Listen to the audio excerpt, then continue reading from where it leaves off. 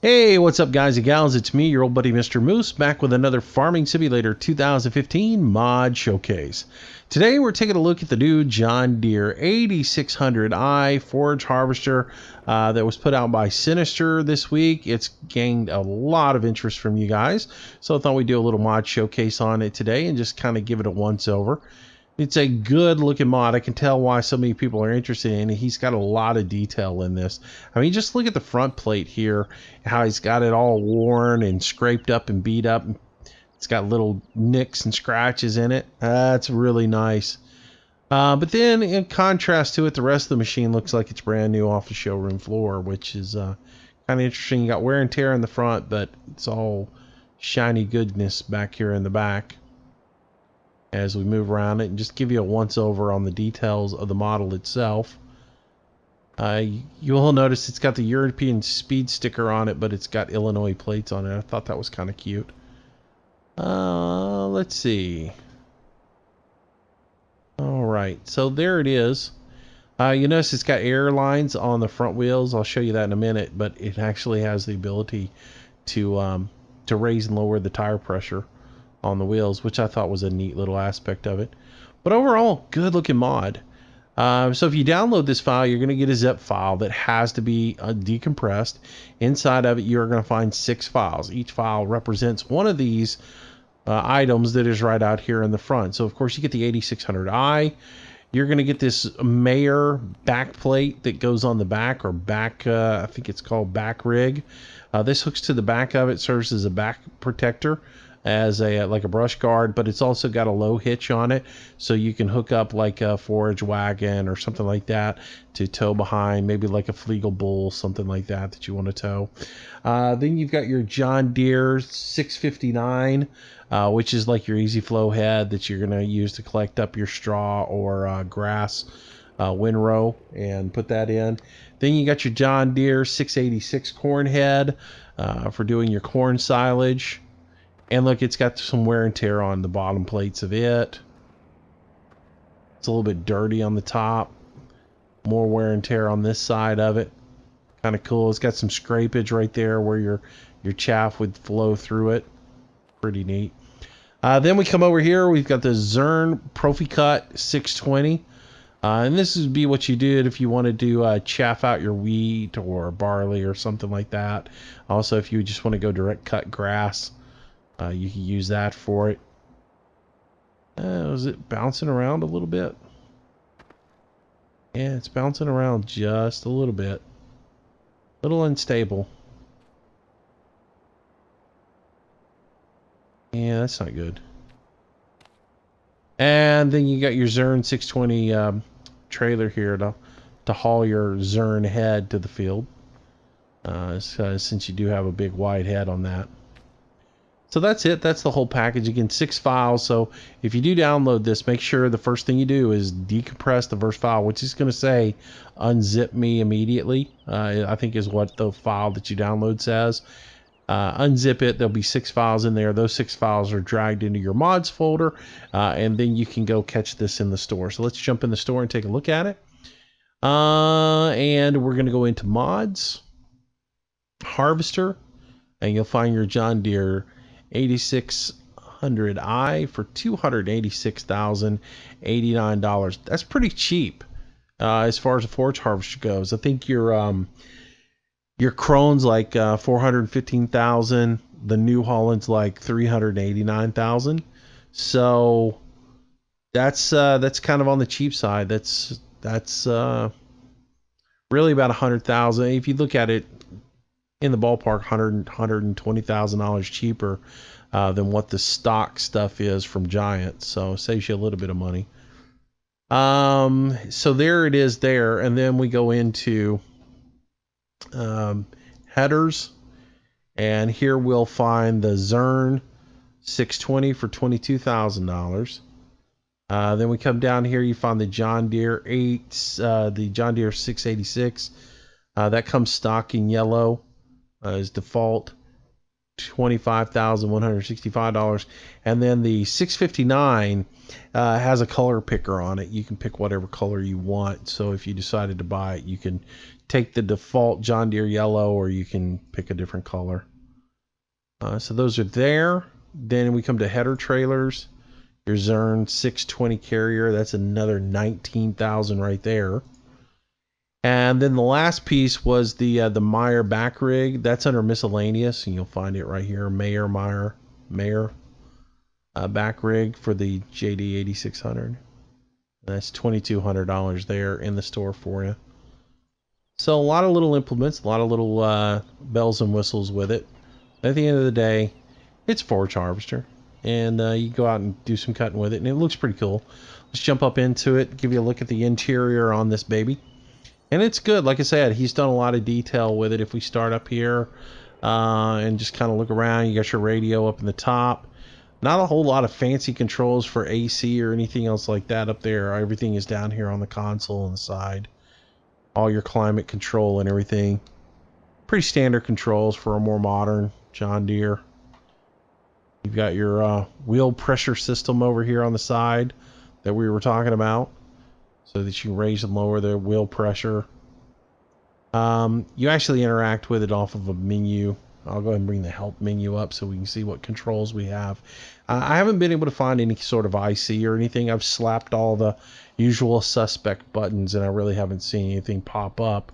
So even if I hold down my left mouse button, it shows like left mouse button, and the only thing I get is pipe out.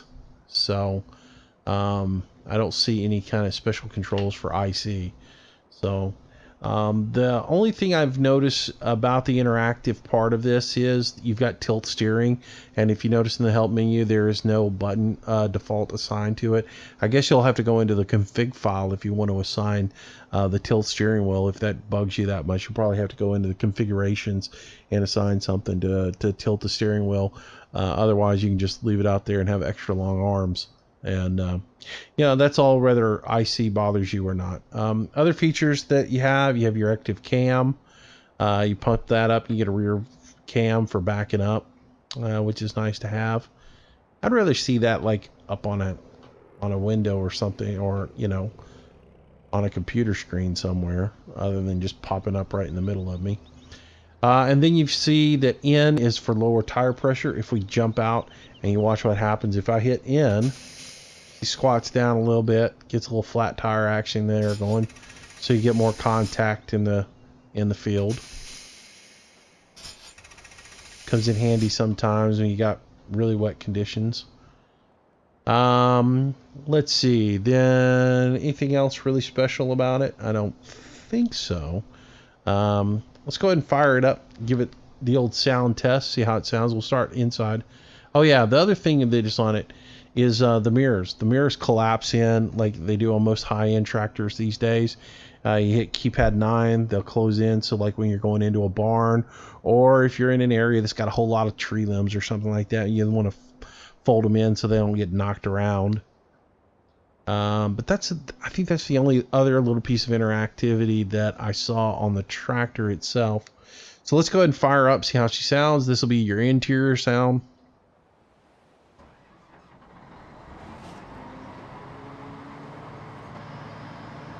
Yeah, pretty standard sound. Oh, we're jumping around a little bit.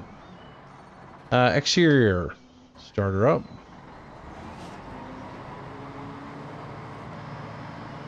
All right. Now, one real cool little thing about this, if we jump back into the interior, you saw me bouncing around just a little bit. This does have comfort ride suspension on it. So if I put her in and we start moving forward a little bit, no, the whole cab isn't shaking and it's not a glitch. It's actually, you've got the little comfort ride. So the driver is actually moving up and down within here. So I thought that was a nice little bit of modeling that had gone into this. That you do have the comfort ride. That might make you a little motion sick riding in here all day long and staring out this window, but it is a cool little feature that's added in. All right. So let's see. I mean, forage harvesters are forage harvesters. You take them out, you cut stuff with them, right? So I just thought instead of going through all that other interactive stuff, I'll show you a couple of more little features about this. So we're going to start off with the Zern. Hopefully cut. And we'll roll around here and connect up to it, and we'll put it on the trailer. Thought it had a nice little trailer with it, so we definitely need to demonstrate that so you can see your trailering function on this. The tolerance on this is pretty tight, so you do have to line up pretty straight to it to get it on here. But you come over with the fat sides. You see the little skids there that are on it. You want to approach from the side that's got the really big fat skids. And the other thing you tell is you've got that safety bar on the other side. That is what you actually want to push through until you butt up to it with your head. So we'll move around here, get lined up with it. Again, as you can see, the tolerances are pretty tight. You got to get straight up on it to get through it. And then once you come through and you hit that little bar on the other side, just back up just a little bit and go ahead and hit Q to release it. And it is sitting on the trailer. So nice little feature about this is once you've got it sitting on the trailer, you can come around here to the back of the trailer, and I'll turn the help menu back on so you can see this. Approach up from the back of it and you'll see strap the cutter down. If I hit X, you get some little ratchet straps that pop up there, and it's secured to the trailer. So nice little effect there on the trailer. And then you can of course back up to it and drag that trailer around and go cut some swath wherever you want to do it. And yeah, and then you can come back over here, pick it up. One more thing I wanted to show you about this, I just remembered about, is if I grab the header, I don't have to actually unstrap it. The straps just kind of stay there dangling. But if I jump up on the front of this, and you'll see that I have Z toggles the hood, so you can hit Z. Quite a noisy little effect, but you can open the hood, so you could get in there and do a little maintenance, clear out a clog or anything else like that. Nice little added animation to it. I used it a little bit riding around in the field, cutting out some wheat and a little bit of barley and stuff. It doesn't clog or anything, so I think that's just added effect there for you, just for some role play or whatever, but it doesn't really seem like there's any kind of effect to it. If I come up here, it doesn't seem like there's anything that says like clear out the head or anything else like that. So and you'd have to have it lowered all the way to the ground, I guess, if you wanted to do anything with it. Yeah, if we come around here to the front of it, there's nothing else that you can actually interact with or anything, but I guess it's a role play thing. Alright, so that is that, and then we'll go ahead and close that hood down. It is quite noisy. So the trailer will hook up right onto the back of the 8600. We'll put it back on here real quick. Drop that head off. It's already strapped down, so we don't have to go re-strap it. It does balance on there. It rides really well. It's not. I don't think it's a locking strip. I think that's just added bonus effect with the ratchet straps. But you can back right around here, hook up to it, and drive it around, and it does tow pretty good. I didn't shake the header off anywhere. Didn't have any issues with towing it around. So you can run out to the field with it and do your harvesting, since it is wide. And if you're on some of these English maps and everything, it would be too wide for some of the roadways, so you would want to tow it out there. Whereas your corn header or your 659 Easy Flow, you'd be able to just drive those right on the front. So yeah. All right, so enough of that. We'll get that off. The other thing I wanted to demonstrate for you was the back rig, the Mayer back rig here. It's the one little interesting thing that I was sort of intrigued by. You get a back plate on here that you can actually back up and use it like as a rear protector. But I guess the thing that intrigued me about it was, and took several. I gotta pull forward a little bit.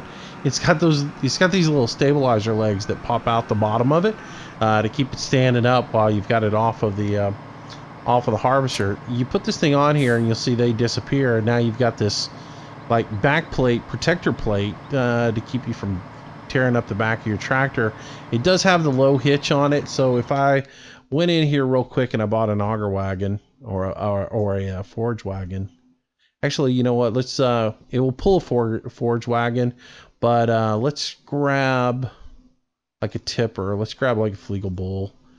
So if you were going out there to do a little bit of tipping, you could go and grab this. Come back around here, back up, and you're able to, if you can back up better than me, which I think a 2-year-old probably could.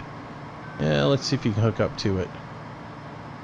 No, you can't. You cannot hook up to that with it. But if I get like I said, if I get the forage wagon, if I get the Schrottman and buy it, I can in fact hook up to it and tow it around. If I get lined up to it. There it is. So yeah, I can hook up with that back rig, and I can haul a Schrottman around with no problem. So yeah, I can haul it and I can use that to forage with. But the things I can't hook to it, I cannot hook that trailer. The Zern trailer will not hook up to it. So I found that interesting. I spent probably 10 minutes backing up to this thing, trying to check everything, even like, you know, trying to figure out how to connect to this, and I cannot get it to connect. So I just will not connect.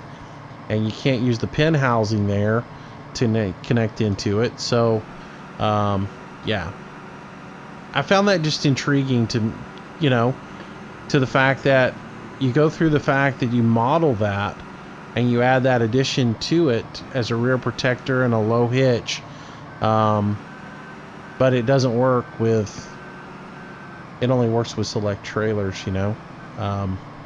Well, maybe it's you know, maybe the whole point of it is it's there so it does work with other trailers. But in order to get that connected, I cannot connect up to it unless I actually just drop the back plate. So if I come around here, drop the back plate, pull back around, oops, back up to it. Come on. There we go. Now I can hook up to it, haul it, and cut whatever I want with it. So yeah, I could go do a little forage harvesting using a corn header or something, and go cut whatever I want to cut. So I'm going to ditch that, and I am going to roll over here. I'm going to put the back plate back on it, because the last thing I want to check is if we can use it with the old Krone harvester bunker that we have. And I'll tell you what I'll do. I'm going to grab a corn header,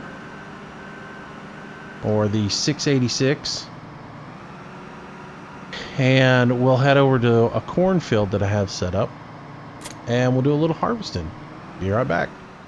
Alright, so here I've got my handy dandy corn test field over here, where I keep the chrome bunker over here for testing out forage harvesters. And I brought this over here with a back plate on it just to see whether you needed the back plate or not. And apparently the back plate won't work with this one, so you can disconnect it off of it. One thing I wanted to show you though about this is if you happen to have manual attach and you come back here to disconnect it, if you disconnect it, listen to the sound it makes different from what it does if you just disconnect it inside the vehicle. So it's sort of got that same, sound effect that that Zern header had. Kind of interesting. So let's go ahead and I'm gonna run over it and knock it down again. It's like a weeble wobble though, it'll bounce back up. Let's go ahead and back up here, grab this bunker. There you go. See, you can hook up the old Krone to it if you were wondering about that. Alright, so let's go ahead and turn around here and go ahead and get set up for our harvest. Oh, kind of got it in a bind. Get around here. All right, let's switch up to the front side of it and go ahead and unfold our corn header. Get it out. Here we go. I want to start that up and see how it goes. So we go ahead and put our pipe up as well. Crank her up. See what our animation looks like on this. Everything's spinning in the right direction. It does look like it. Yeah, looks like all the headers or all the harvesters are spinning in the right direction. We had one that time that wasn't spinning in the right direction. Kind of found that funny. It was one of the like baby crones that didn't spin in the right direction. So I sort of keep an eye on that now. Alright, so we'll get in here and cut it. By the way, the running speed on this thing when you're on the road is like 20 kilometers. It's not real fast. So you're not going to win any kind of quick speeds. And then your working width on your corn header is 6.9 meters. We'll say 7 meters on your corn header. Interesting, you get that green. Even though my corn is withered and you know fully ripe, it's set up for you to harvest it as a green, you know, in that last bit of green stage, which is what you should harvest it if you're doing chaffing, like a green cut. So it's set up for that.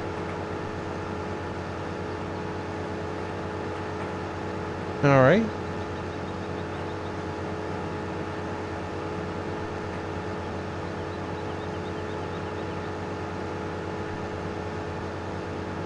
Oops. Going to put our four-wheel drive on here. Using drive control to do the four-wheel drive side of it. And we'll go ahead and lower our head and do another pass.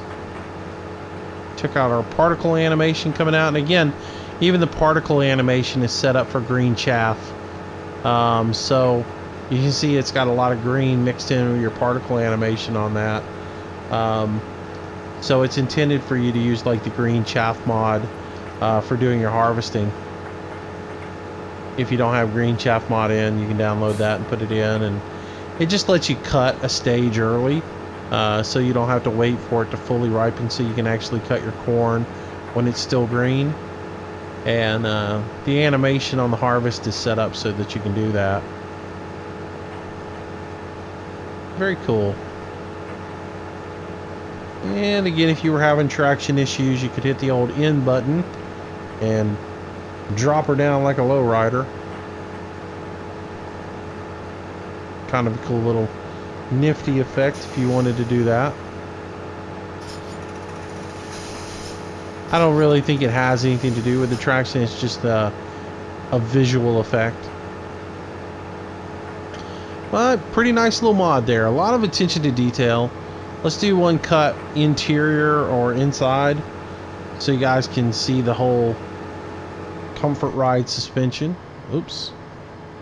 Let me back up a little bit here. I'm hung up on the hill there, even though I did pull my header up.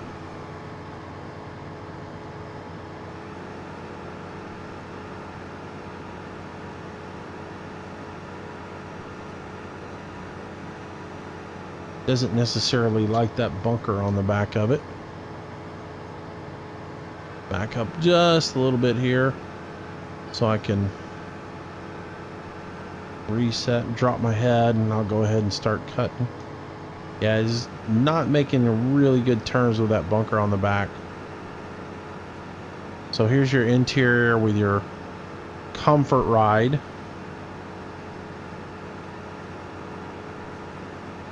Gonna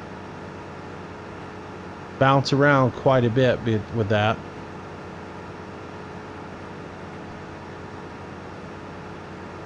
See what our gauges are doing over here as we cut.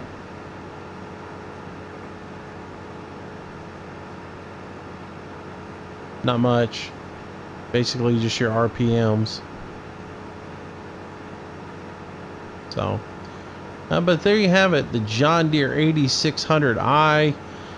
It is out now if you want to grab it. If you're looking for a good forage harvester that looks good, it's visually appealing as well as functional, then you might want to give it a look and maybe add it in. I haven't really seen any glitches with it. The error log is really clean. It's a good mod, a good solid little mod. So I haven't found anything. We'll play with it a little bit and see how it goes. I've definitely been looking for a good, clean, good looking John Deere forage harvester to use, and I like it. I like it a lot. So this might be something that we add in to the gameplay. Who knows, we might even put it on our dedicated server and let everybody play with it on there and have some fun with it. So if you want a link to it, I'm going to link it to Mod Hosters, so you can jump on there and download it. I think last thing I looked, like 18,000 people had downloaded. 18,000 people have already downloaded it, so it's a quite popular mod right now. So the link will be down in the description on how to get it. Again, just remember, when you do download it, you'll get a zip file that will need to be immediately decompressed using WinRAR, WinZip, 7-zip, something like that. Unzip it, and then there will be 6 files inside of your folder that you'll need to take out, drag and drop those over into your mods folder, and then you can access it in the store and purchase it and get to doing a little chaff with it. Alright guys, thanks for watching. Hope you enjoyed the video. If you did, make sure you like, share, comment below, and if you haven't already, subscribe to the channel. Thanks for watching. I'll see you in our next showcase. Bye bye. Well, I hope you enjoyed today's video, and if you did, I hope you consider giving it a like, maybe even sharing it with your friends. It does help me out a tremendous amount and is greatly appreciated. Also, leave some comments down below. That's really the only way I can gauge if you guys are enjoying what's being put out. Be sure to subscribe to the channel if you want daily notifications. I try to do a new video each and every day. Also, if you want to stay in touch with me and find out what's going on, our social links are down in the bottom left-hand corner. Twitter is where I usually announce schedule changes, live streams, and new video releases. Facebook's a great way to get in touch with me if you have any questions to ask. And of course, I am trying to get to 1,000 followers on Google+, which I know I'll probably be old and gray before that happens. But if you can jump over there and follow me, it would be super awesome. So if you like today's video, there's a whole lot more content on the channel. I hope you'll browse through it, find something to keep yourself entertained until the next video or live stream. Speaking of live streams, I try to do them nightly around 6 p.m. Central Standard Time. Until the next time, thanks again for watching. See you soon.